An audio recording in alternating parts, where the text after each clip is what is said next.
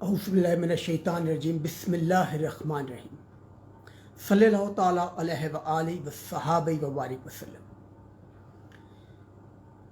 آج جس موضوع کے بارے میں بات کی جائے گی وہ یہ ہے کہ جو موجودہ حالات ہیں ان کے اندر کیا امت مسلمہ اور بالخصوص پاکستان کو اسرائیل کے، فرانس کے، امریکہ یا یورپ کے دیگر ممالک کے خلاف کھڑا ہونا چاہیے اور باقی یا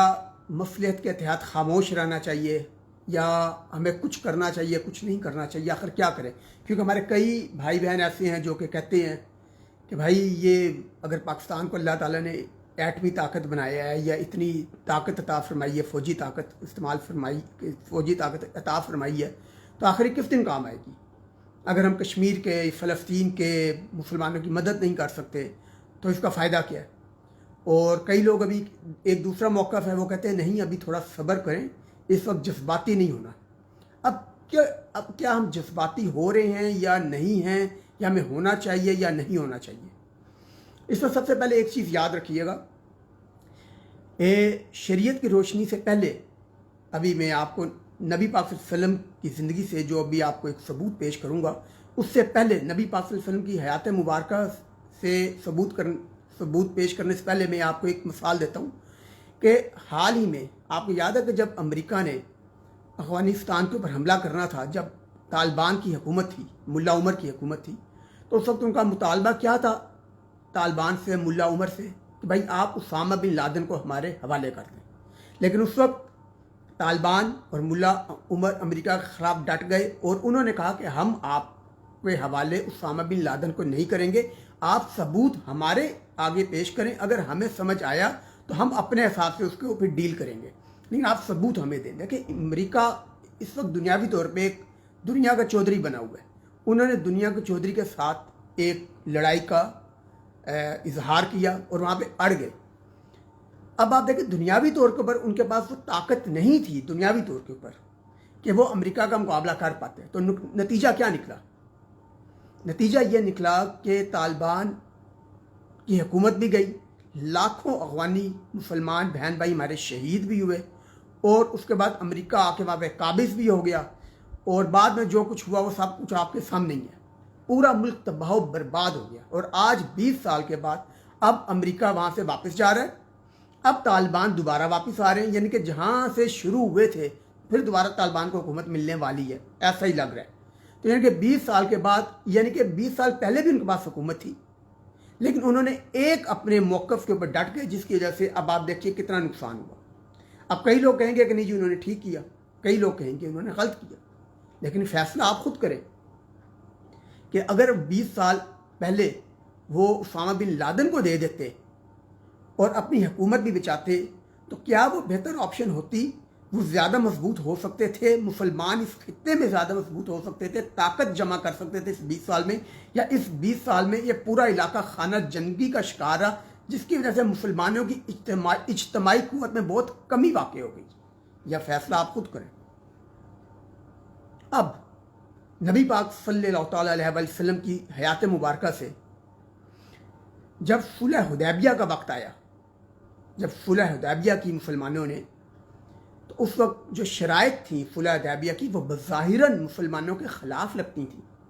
اور اس سے کئی لوگ بڑے پریشان بھی ہوئے کہ یہ شرائط ہمارے خلاف ہیں، حالانکہ اس وقت نبی پاک صلی اللہ علیہ وسلم کے ساتھ صحابہ کرام رضوان اللہ اجمعین کی جماعت تھی، جو کہ نبی پاک صلی اللہ علیہ وسلم کے ایک اشارے پر اپنی زندگی، اپنی جان قربان کرنے کے لیے تیار تھے۔ لیکن اس وقت جو صلح حدیبیہ میں شرائط تھیں وہ بظاہراً دیکھیں مسلمانوں کے خلاف جاتی تھیں۔ کیا تھا؟ یہاں تک کفار نے یہاں تک کہا کہ جناب آپ استغفر اللہ، نبی پاک صلی اللہ علیہ وسلم کا جو نام ہے اس کو بھی وہاں پہ محمد رسول اللہ جو انسا ہے، رسول اللہ کو آپ مٹا دیں۔ تو آپ دیکھیں حضرت علی رضی اللہ عنہ نے حالانکہ کہا کہ میں یہ نہیں کر سکتا، تو نبی پاک صلی اللہ علیہ وسلم نے آگے بڑھ کے خود اسے مٹا دیا، اور مسلمان بڑے پریشان تھے کہ ہم کفار کی اتنی شرائط مان رہے ہیں، تو اس میں ان کے دل دکھ رہے تھے۔ لیکن آپ نبی پاک صلی اللہ علیہ وسلم کی حکمت دیکھیں، فراست دیکھیں۔ اس وقت نبی پاک صلی اللہ علیہ وسلم نے دنیاوی طور پر دیکھیں ہوتا وہی جو اللہ تعالیٰ چاہتے ہیں، لیکن دنیاوی طور پر نبی پاک صلی اللہ علیہ وسلم نے اپنا ہیومن ریسورس، اپنے ساتھیوں کی جان بچائی، ان کے ساتھ اس وقت جنگ کی کیفیت میں نہیں گئے، ٹھیک ہے، اور کیا کیا، اپنا ہیومن ریسورس بچایا، اپنی طاقت بچائی، اور واپس نبی پاک صلی اللہ علیہ وسلم تشریف لے گا مدینہ منورہ، اور پھر بعد میں جب واپس آئے پوری طاقت کے ساتھ آئے تو کفار کو آواز ان کے خلاف اٹھانے کی ہمت تک نہیں ہوئی۔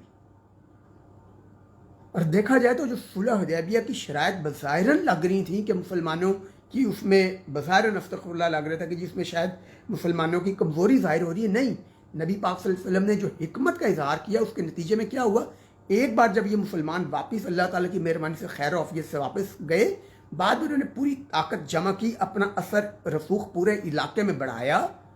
اپنے آپ کو منظم کیا، مطلوبہ طاقت اکٹھی کی، اور پھر جب مکہ مکرمہ پہ وہ حملے کے لیے آئے تو پھر کفار مسلمانوں کے آگے ٹھہر بھی نہیں سکے۔ دیکھیں، ہوتا وہی جو اللہ تعالیٰ چاہتے ہیں۔ اللہ تعالیٰ کی مدد تو بے شک شامل حال ہوتی ہے، لیکن اللہ تعالیٰ نے ایک فراست و حکمت کا بھی دی ہے۔ تو ہم صلح حدیبیہ کو دیکھیں کہ بظاہراً مسلمانوں کی شکست ہوئی، بظاہراً لگ رہا تھا، اور اس کے اندر ایسی شرائط بھی تھی کہ جی اگر کفار میں سے کوئی آپ کے پاس آ جائے گا تو آپ اسلام قبول کر لے گا تو آپ اسے واپس کر دیں گے۔ اب بظاہر تو لگ رہا تھا نا کہ یہ تو مسلمانوں کی دل آزاری ہو رہی ہے۔ شرائط بھی ایسی تھی صلح حدیبیہ میں، اپیرنٹلی ظاہری طور پہ لگ رہا تھا کہ مسلمان شاید وہ ہار تسلیم کر رہے ہیں، لیکن نہیں، نبی پاک صلی اللہ علیہ وسلم نے اللہ تعالیٰ کی مہربانی سے حکمت اور فراست کے ساتھ معاملے کو ڈیل کیا، اور بعد میں پھر مسلمان جیت گئے الحمدللہ رب العالمین۔ تو ثابت ہوا کہ نبی پاک صلی اللہ علیہ وسلم نے اس وقت جو حکمت اور فراست کا مظاہرہ کیا تھا وہ الحمدللہ رب العالمین بالکل درست تھا۔ اب یہی دیکھیے، ہمارے یہاں پہ کئی ہمارے افغانی بھائی جو ان سے تھے طالبان والے، وہ جذباتی ہو گئے،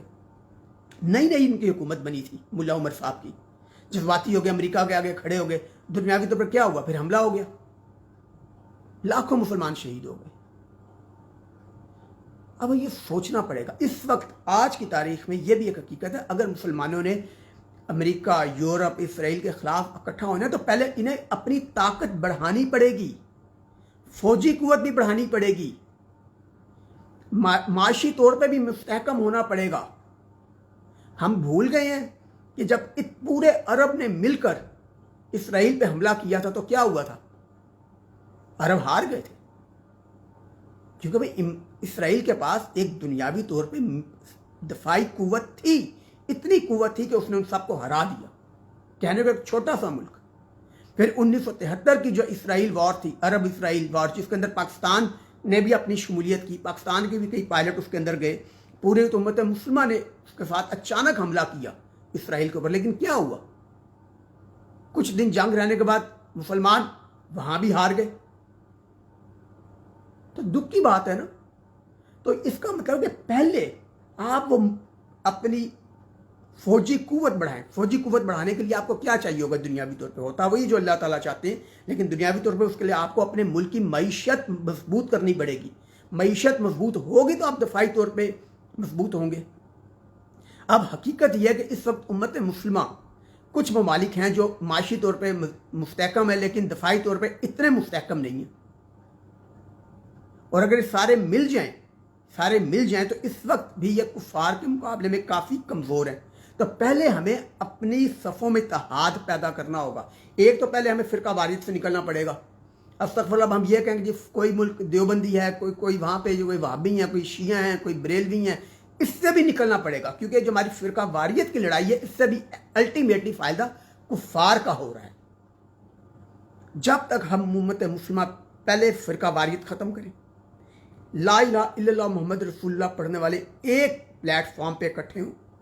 اس سے مراد وہ نہیں ہے، استغفر اللہ، قادیانی مراد نہیں ہے جو کہ جن کا عقیدہ حد کفر تک پہنچ گیا ہے، وہ بے شک دائرہ اسلام میں شامل نہیں، ہم انہیں اس میں شامل نہیں کر رہے، لیکن باقی ہمارے بریلوی، دیوبندی، اہل حدیث، شیعہ بھائی، ان سب کو ملنا چاہیے، ایک پلیٹ فارم پہ آنا چاہیے۔ پہلے تو یہ اتحاد اپنے دلوں میں پیدا کریں، ایک دوسرے کے لیے وسعت پیدا کریں، اس کے بعد پھر ہمیں امت مسلمہ جو سے یہ مل کے کچھ ایک پہلے تو اکٹھے تو ہوں، ہم تو اکٹھے نہیں ہو پا رہے،